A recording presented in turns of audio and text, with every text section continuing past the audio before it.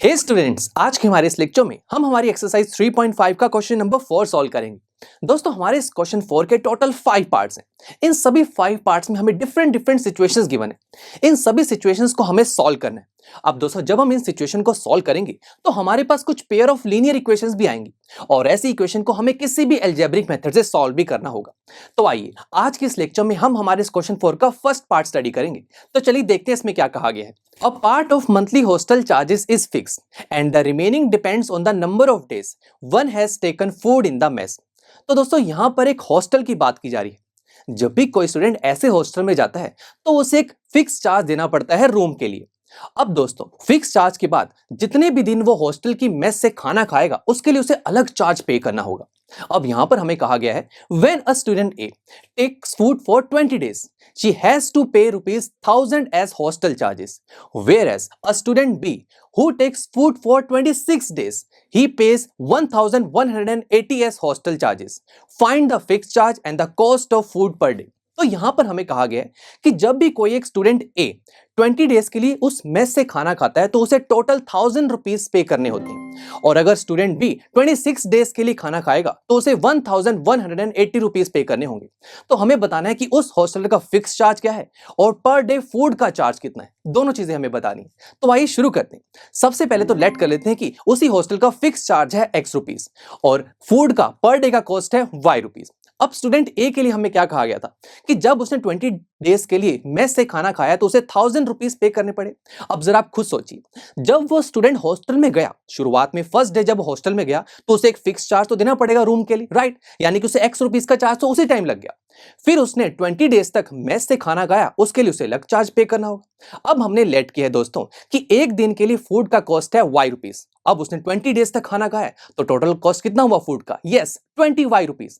अब आप खुद सोचिए, x रुपीज जो फिक्स चार्ज उसे देना पड़ा, 20 y रुपीज जो उसने फूड खाया, दोनों का सम ही तो उसने फाइनली पे किया होगा, दैट इज 1000 रुपीज। तो हम इसे कैसे लिखेंगे? x plus 20y is equal to 1000। Very simple.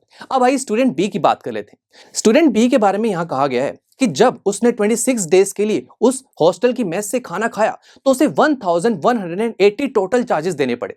तो जरा आप खुद सोचिए, जब वही स्टूडेंट शुरुआत में फर्स्ट डे हॉस्टल में गया होगा तो उसे एक फिक्स चार्ज लगा होगा x रुपीज। फिर उसने 26 डेज के लिए खाना भी खाया। अब हमने लेट किया हुआ है कि पर डे यानी कि एक दिन का फूड का कॉस्ट है y रुपीज। अब 26 डेज के लिए फूड का कॉस्ट कितना हो जाएगा? 26 मल्टीप्लाई y। तो बस दोस्तों, x रुपीज उसे शुरुआत में ही लग गए होंगे, that is fix charge. 26 y rupees जो उसका फूड का कॉस्ट है, दोनों का सम ही तो उसने पे किया होगा फाइनली, जो कि है 1180। तो इसे कैसे लिखेंगे? x plus 26y is equal to 1180।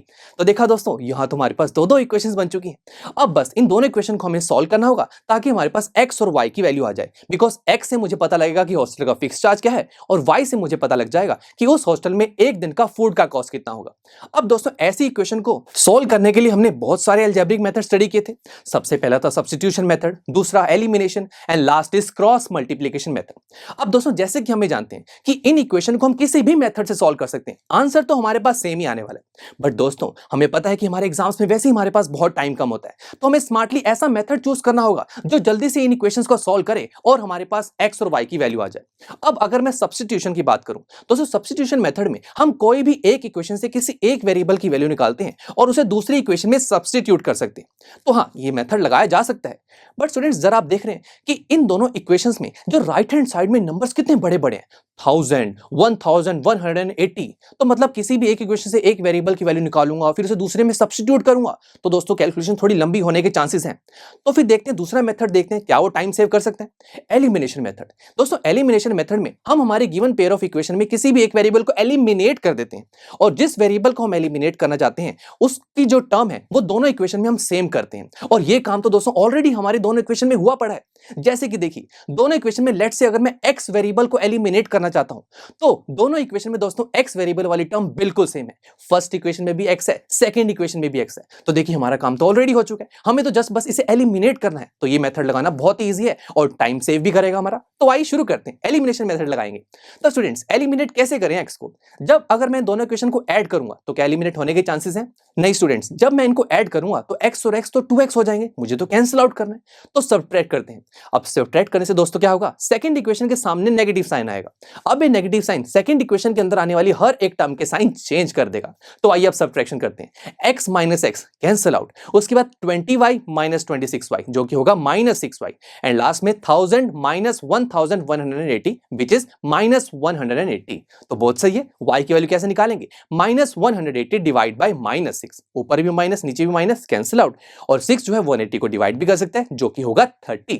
तो देखा हमारे पास y की वैल्यू आ गई, कितना फास्ट मेथड है। तो अब स्टूडेंट्स मुझे x की वैल्यू भी चाहिए, तो बस आपके पास जो y की वैल्यू आई है इसे आप फर्स्ट या सेकंड किसी मर्जी इक्वेशन में सब्स्टिट्यूट कीजिए, आपके पास x की वैल्यू आ जाएगी। तो ऐसा करते हैं, मैं यहाँ पर y की वैल्यू को फर्स्ट इक्वेशन में पुट कर रहा हूँ, आप सेकंड में करके देखना आंसर सेम ही आएगा हमारा। तो शुरू करते हैं। Put the value of y in equation first, जो कि थी x plus 20y is equal to 1000। तो मैंने यहाँ पर y को पुट किया तो x की वैल्यू आ रही है 400। तो दोस्तों x और y की वैल्यू तो आ गई, बट यहां से क्या पता लगा, देखिए मैंने क्या लेट किया था, fix charge is equal to x, यानी कि अगर एक स्टूडेंट उस हॉस्टल में जाता है तो उसे रूम के लिए एक फिक्स चार्ज देना होगा, दैट इज 400 रुपीज। उसके बाद cost of food per day, ये मैंने क्या लेट किया हुआ था y, और y की वैल्यू आ रही है 30। तो इसका मतलब ये हुआ कि अगर कोई स्टूडेंट उस हॉस्टल की मेस से खाना खाता है तो उसे हर दिन का 30 रुपीज का कॉस्ट पड़ेगा। तो ये भी हमने फाइंड आउट कर लिया और यही हमसे पूछा गया था। चलिए दोस्तों, अब मिलते हैं आपसे नेक्स्ट लेक्चर में, जहां पर हम हमारे इसी क्वेश्चन 4 का सेकंड पार्ट सॉल्व करेंगे। So see you there.